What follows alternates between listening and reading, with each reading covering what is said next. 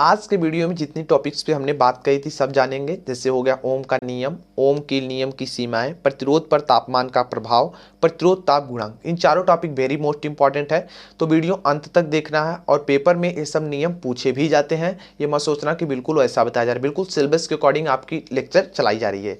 हम बात कर लेते हैं सबसे पहला ओम का नियम, ओम्स लॉ क्या होता है। ध्यान दीजिएगा, ओम ऐसे भी लिखते हैं और ओम भी लिखते हैं, ठीक है। सन 1827 में जो आपके भौतिक वैज्ञानिक थे सर जॉर्ज साइमन ओम ने एक नियम का प्रतिपादन किया था।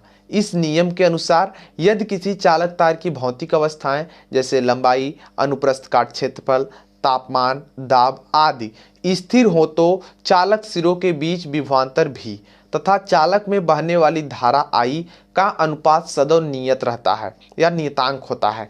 अर्थात V upon I is equal to नियतांक हो जाएगा, जो हमने अभी तक बताया उसके अकॉर्डिंग हुआ ये चीज, ठीक है। और दोस्तों इसी नियतांक को ना चालक तार का मतलब या कहें चालक पदार्थ का प्रतिरोध कहते हैं। अतः V upon I is equal to R हो जाएगा, या तो दोस्तों हम कहें V is equal to I R हो जाएगा।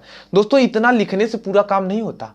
अगर यहाँ पे एक सर्किट बना दोगे ना दोस्तों, ये वाली सर्किट, तो आपको पूरा नंबर यहाँ से मिल जाएंगे, ठीक है। तो देखिए कैसे सर्किट बनी। एक प्रतिरोध लगा है, इसके प्रतिरोध के पैरेलल में एक वोल्ट मीटर, इसके सीरीज में एक अमीटर, और इसके यहाँ पर देख सकते हैं इसी में आपके जो तुल्य प्रतिरोध बचे हैं, यहाँ पे आपको एक बैटरी लगा दी गई है।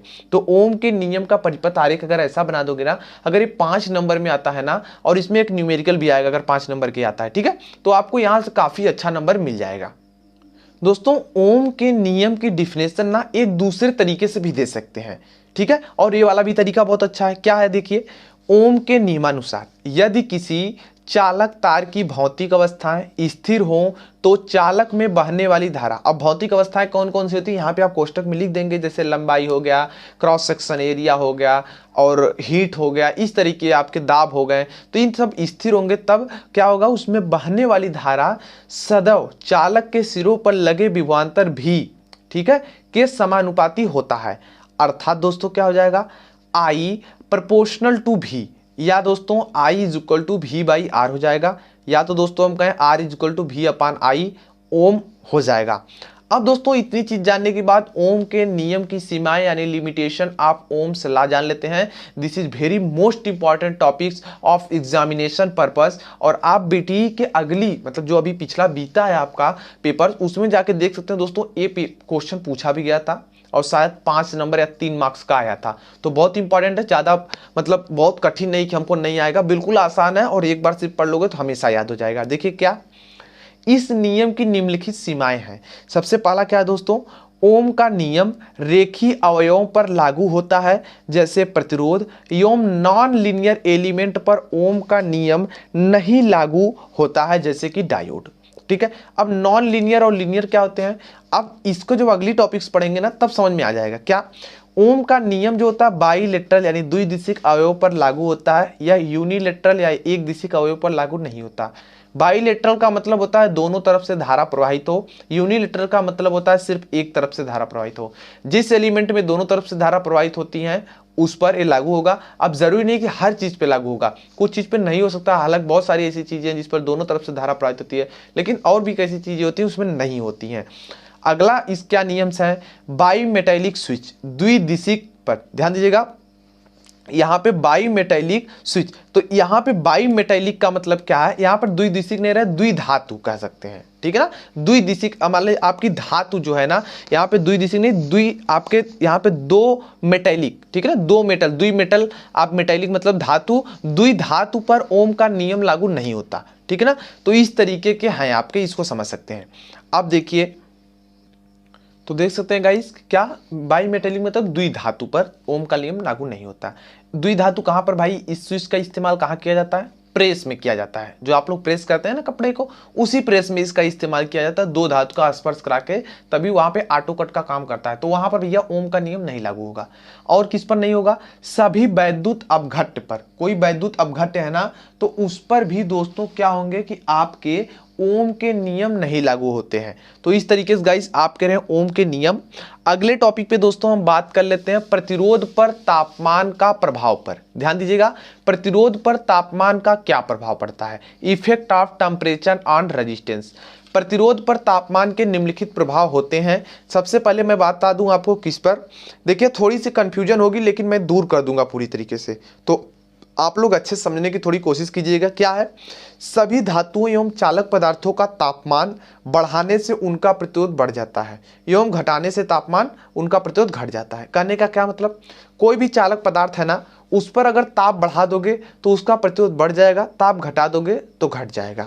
ठीक है, अभी देखिए अगला क्या है इसमें, मिश्र धातु। कोई अगर मिश्र धातु है उस पर अगर तापमान बढ़ाओगे ना तो उससे क्या होगा दोस्तों, तापमान बढ़ाने से उसका प्रतिरोध बढ़ने लगता है। ठीक है, परंतु दोस्तों प्रतिरोध में वृद्धि चालकों की अपेक्षा कम होती है। जितनी ज्यादा चालक में हो जाती है ना, उतनी यहाँ मिश्र धातुओं में नहीं होती। और डिपेंड करता है किस मिश्र धातु का वो बना हुआ है।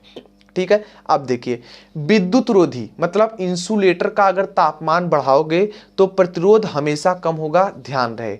ठीक है, अगली टॉपिक पे बात कर लेते हैं। अगला टॉपिक दोस्तों है रासायनिक विलयनों तथा विद्युत अपघट्टों का, रासायनिक विलयनों तथा विद्युत अपघट्टों का प्रतिरोध तापमान बढ़ाने से घटने लगता है। कहने का मतलब कोई विद्युत अपघट्ट है, आपका सॉल्यूशन है, तो वहां पे जब सॉल्यूशन रहेगा भाई, तो वहां पे जब ताप बढ़ाओगे ना तो उसका प्रतिरोध कम होने लगता है।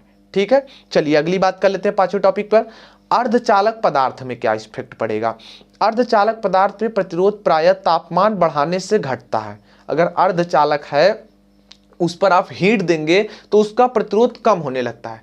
परंतु दोस्तों जो ये क्रिया होती है ना, ये जो आपका काम होता है ना, यह अनियमित होता है, कोई फिक्स नहीं रहता, कम होगा ज्यादा होगा। एक ग्राफ की मदद से समझ लेते हैं। ग्राफ की मदद से दोस्तों देखिए चालक था, हालांकि इसका प्रतिरोध पहले ही थोड़ा सा रहता है, मतलब बहुत कम रहता है।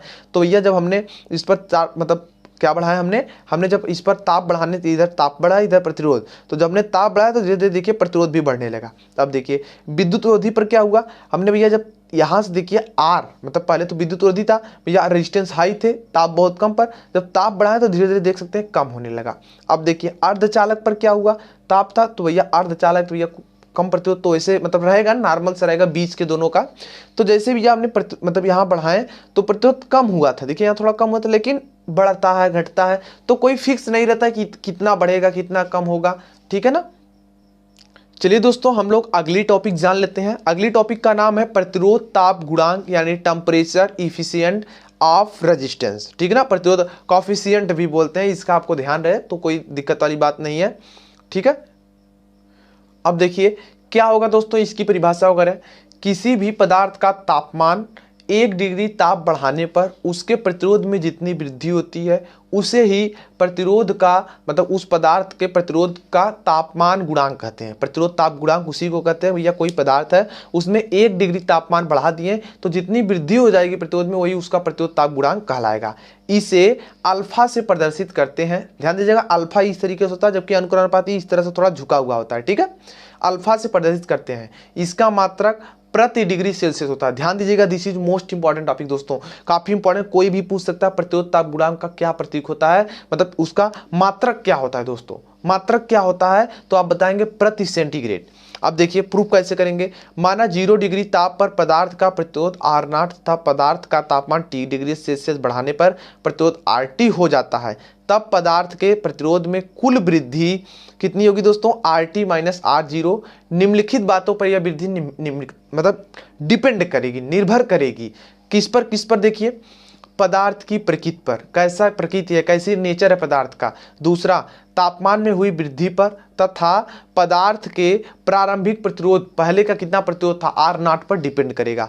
अतः पदार्थ के प्रतिरोध में हुई वृद्धि RT माइनस R0 अनुक्रमानुपाती। ध्यान दीजिएगा दोस्तों, अनुक्रमानुपाती का चिन्ह डायरेक्टली प्रोपोर्शनल का चिन्ह यही होता है, R0T हो जाएगा। या दोस्तों जैसे इसको हटाएंगे बराबर का चिन्ह, अल्फा एक नियतांक आ जाएगा। अब दोस्तों यही जो अल्फा होता है ना, इसे ही पदार्थ का ताप गुणांक कहते हैं और इसी का मात्रक दोस्तों प्रति डिग्री सेंटीग्रेड जो आपका सेंटीग्रेड होता है। अब देखिए तो दोस्तों इसके बाद अतः अल्फा इज इक्वल टू, हम यहाँ से देखिए पक्षांतर कर दिए तो alpha is equal to RT R0 upon RT, R0T हो जाएगा और प्रति सेंटीग्रेड इसका मात्रक हो जाएगा। तो दोस्तों आप देख रहे हैं ना कि जो हमने आज 4 टॉपिक्स की थी पूरी तरीके से एंड हो गया यार, मतलब अच्छे तरीके से। आई होप आज का आपको लेक्चर पसंद आए होंगे, तो प्लीज़ लाइक करना ना भूलें। नए हो अभी तक हमारे यूट्यूब चैनल को सब्सक्राइब नहीं किया तो प्लीज़ सब्सक्राइब कर लीजिए, क्योंकि हम इसी तरीके से वीडियोस बनाते रहते हैं। अभी कोई डाउट्स या कोई सुझाव तो कमेंट सेक्शन में कमेंट कीजिए, हम रिप्लाई जरूर देंगे। Thanks for watching, good bye.